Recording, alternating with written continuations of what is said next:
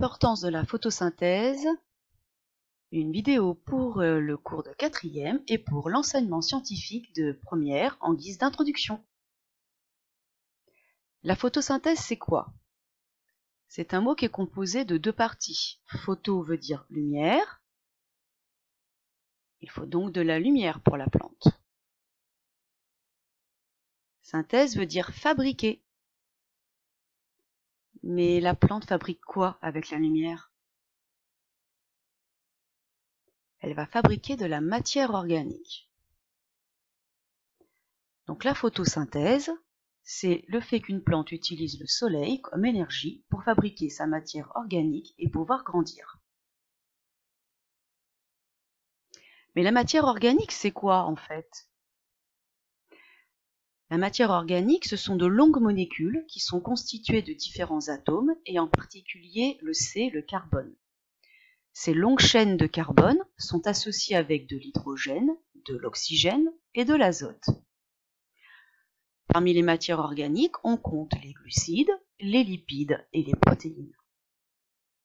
Vous avez de représenter ici une molécule organique où l'on peut voir sous la forme de petits ronds gris sombre, en fait ils sont noirs, les carbones, en blanc les hydrogènes et en rouge les oxygènes. L'azote N, lui, est représenté par des boules bleues. Donc une molécule organique, c'est une longue chaîne de carbone sur lesquelles sont fixés des H, des O et parfois des N. Et la plante en a absolument besoin pour grandir. Mais de quoi un végétal a besoin pour faire la photosynthèse et donc grandir? Nous allons voir une expérience qui a été réalisée avec des feuilles de géranium. Tout d'abord, pour comprendre cette expérience, il faut savoir à quoi sert l'eau iodée. C'est un produit que l'on peut retrouver chez vous dans la bétadine pour désinfecter les plaies, qui est à base d'iode. Ce produit est de couleur jaune clair à la base. Et cette eau iodée, quand elle rencontre un sucre complexe, un long sucre, par exemple de l'amidon, elle prend une couleur beaucoup plus sombre, comme par exemple ici sur du pain. Si on fait l'expérience de mettre de l'eau iodée sur des pommes de terre, la carotte, du riz, la farine ou de la semoule, on voit qu'elle prend une teinte très sombre. Donc ce sont des produits qui sont constitués d'un sucre qu'on appelle l'amidon, donc de la matière organique. Donc reprenons notre expérience. Dans la première expérience, on va mettre ce géranium dans une enceinte où on a retiré le CO2.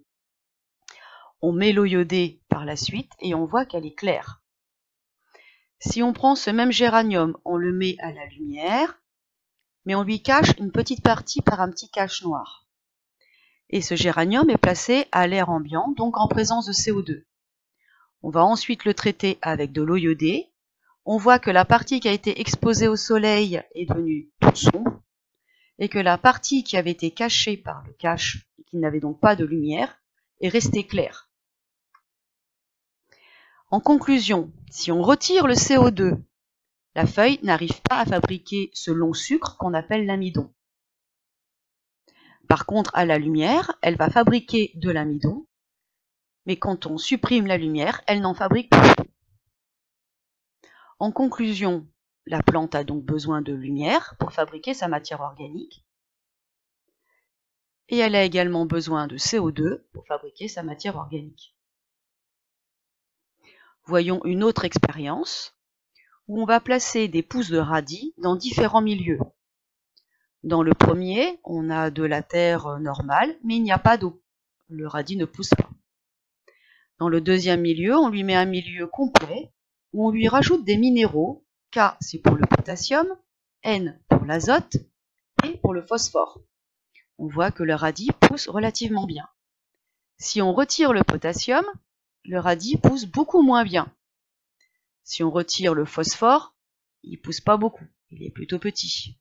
Si je retire l'azote, oh, il est tout rabougri, il n'a pas aimé de ne pas avoir d'azote. Si je retire tous les minéraux, l'azote, le potassium, le phosphore, le radis pousse un petit peu, mais pas grand-chose. En conclusion, sans eau, le radis ne pousse pas. Sans les différents minéraux, il va pousser beaucoup moins bien. Donc, la plante a besoin de minéraux pour pouvoir grandir et fabriquer sa matière organique. Mais elle a également besoin d'eau. Donc la photosynthèse, c'est quoi concrètement? C'est une réaction chimique qui consiste à prendre du CO2 de l'air ambiant, de l'eau, et grâce au soleil et à l'énergie solaire, ça le transforme en matière organique, ici un glucose, et ça va libérer une molécule qui s'appelle le dioxygène. Donc la photosynthèse, c'est de la lumière, du CO2, de l'eau et des minéraux, et cela donne de la matière organique et ça libère du dioxygène.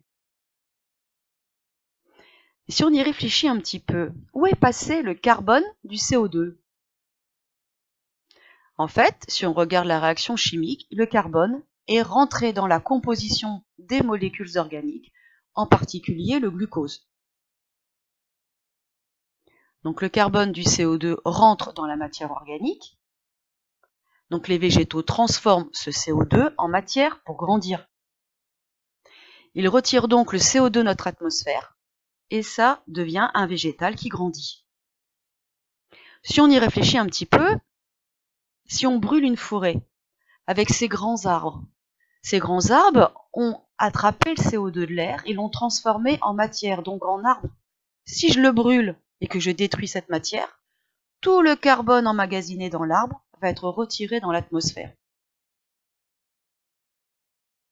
Et ça, c'est pas bon pour l'écologie. Voyons maintenant comment le végétal va-t-il puiser les éléments dont il a besoin. Nous allons voir d'un petit peu plus près à l'aide du microscope. Prenons les différentes parties de la plante. Tout d'abord, le dessus des feuilles. Si je regarde l'épiderme de ma feuille au microscope, je vois comme un mur de briques.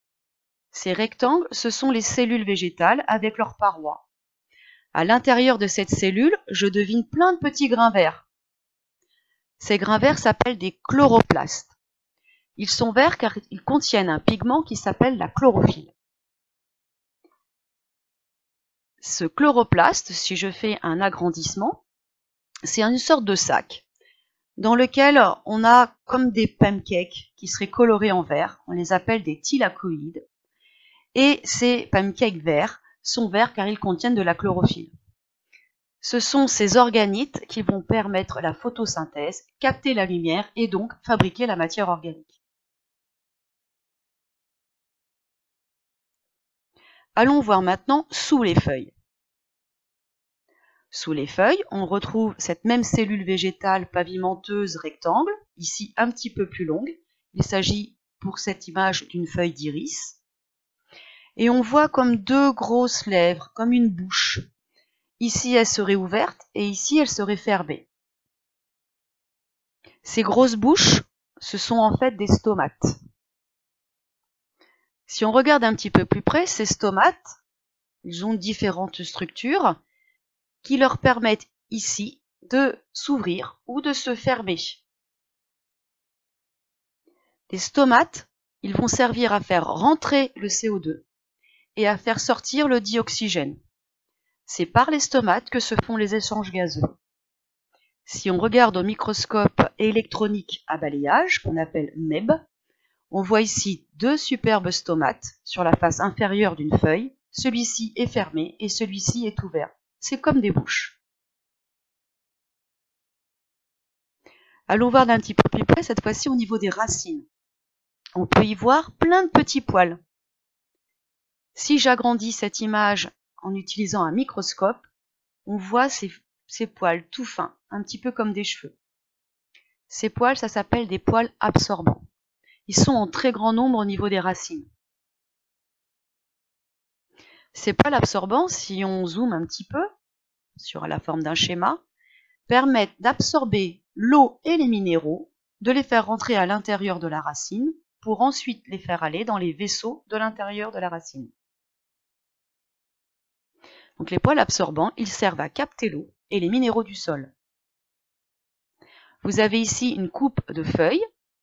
On voit sur la partie au-dessus de la feuille qui est donc au contact de la lumière, les fameuses cellules pavimenteuses rectangulaires avec leurs petits grains verts, les chloroplastes.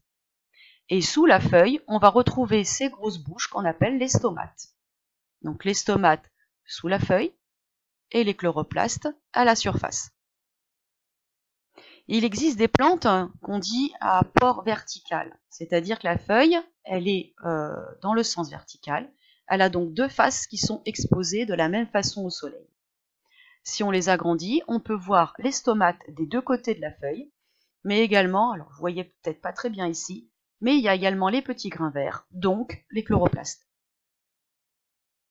Donc si on résume tout ce que l'on vient de voir, on a le CO2 qui rentre par les stomates sous la feuille,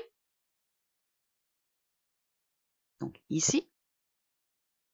On a l'eau et les minéraux qui vont être absorbés par les poils absorbants des racines, donc par le sol et les poils.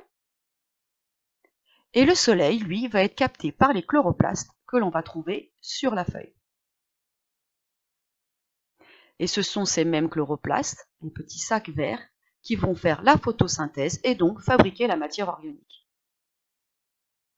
Mais comment le végétal va-t-il faire circuler tous ces éléments? Pareil, allons voir d'un petit peu plus près. Si l'on met une pousse de céleri dans un colorant ici qui est bleu, et qu'on réalise ensuite des coupes de la tige, on peut voir que la plante, elle a absorbé le colorant bleu, elle l'a fait monter à l'intérieur. On voit ici comme des vaisseaux, comme une circulation sanguine. Sauf qu'ici, il s'agit de vaisseaux qui vont faire circuler de la sève. Donc la sève va circuler dans la tige, des racines vers les feuilles, pour pouvoir ramener l'eau et les minéraux dans les feuilles. C'est ce qu'on appelle la sève brute. Il existe également une deuxième sève, c'est la sève élaborée qui va partir des feuilles et aller vers les racines pour que les sucres et la matière organique puissent être stockés. On voit dans les feuilles toute une série de petits vaisseaux qui vont faire circuler ces deux différentes sèves. Ici, on a une feuille de salade qui a été trempée dans du colorant bleu, où on voit très bien les différents vaisseaux qu'il y a dans la feuille de salade qui ont été colorés en bleu. Donc cette sève, elle va des racines jusqu'aux feuilles. Si je fais maintenant un zoom un petit peu plus près et un peu plus détaillé, vous avez deux types de vaisseaux. Les vaisseaux ici représentés en rouge vont faire monter la sève brute et les vaisseaux ici représentés en vert vont faire descendre la sève élaborée des feuilles vers les racines. La sève élaborée qui descend vers les racines passe dans des vaisseaux qui s'appellent le phloème, que vous avez ici. Et la sève qui est brute, elle va passer dans d'autres vaisseaux que l'on appelle le xylème. C'est ceux qui ont les petits anneaux qui vont faire remonter la sève des racines jusqu'aux feuilles. Donc c'est une sève qui remonte. Quelques petites images en coupe et au microscope. Vous avez le phloème qui va faire descendre la sève des feuilles aux racines et le xylème, ici au centre, qui va faire monter la sève des racines vers les feuilles. Sur cette autre image, le phloème ici et le xylème ici au centre. Et avec les petites flèches, je vous indique dans quel sens va la sève. On a donc la sève brute qui passe par le xylème qui va aller des racines vers les feuilles et la sève élaborée qui va aller des feuilles vers les racines en passant dans d'autres types de canaux qu'on appelle le phloème. Vous avez une image ici en microscopie électronique, le xylème avec ses anneaux pour faire remonter la sève et le phloème pour la faire redescendre. Allons voir d'un petit peu plus près à nouveau au niveau des racines.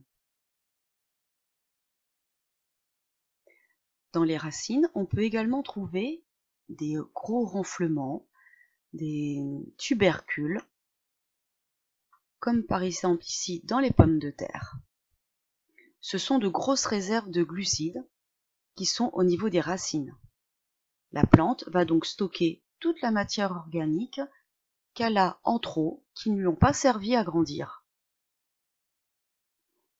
Dans les racines, on trouve les réserves de glucides sous forme de tubercules. On peut également trouver des réserves de glucides dans les petites graines que l'on pourra trouver dans les fruits. Dans les racines, on trouve également des petits renflements qu'on appelle des nodules. Dans ces nodules, on trouve soit des bactéries ou encore des champignons. Ce sont des organismes qui font ce que l'on appelle la symbiose. La symbiose, c'est le fait qu'un organisme est capable de vivre avec un autre tout en s'échangeant des éléments.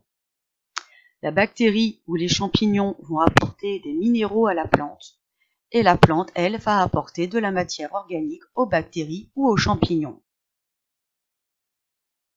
Donc si on résume, la plante est constituée de parties vertes dans laquelle on va trouver des stomates pour faire rentrer le CO2 et sortir le dioxygène, des chloroplastes qui vont réaliser la photosynthèse, c'est-à-dire capter le soleil pour fabriquer de la matière organique. Dans la tige, on va trouver deux types de canaux, du xylème et du phloème, pour faire circuler la sève brute qui va remonter des racines vers les feuilles pour apporter de l'eau et des minéraux, et de la sève élaborée qui va ramener la matière organique fabriquée vers les racines et les tubercules où on pourra retrouver les différentes réserves de glucides. Les végétaux sont à l'origine de la vie sur Terre. Si on prend la notion de chaîne alimentaire, ici vous avez 3 exemples de chaînes alimentaires. La souris qui mange du maïs, le hibou qui mange le rat, le lapin qui mange l'herbe, le renard qui mange le lapin, et le lion qui mange le renard, etc. Prenons l'exemple de cette chaîne alimentaire. Nous avons ici une herbe, donc un végétal. On dira qu'elle est producteur primaire. Cette plante ne mange pas. Elle va réaliser la photosynthèse, c'est-à-dire que grâce au soleil et au CO2 de l'air, elle va fabriquer sa propre matière organique. C'est ce qu'on appelle donc un producteur primaire.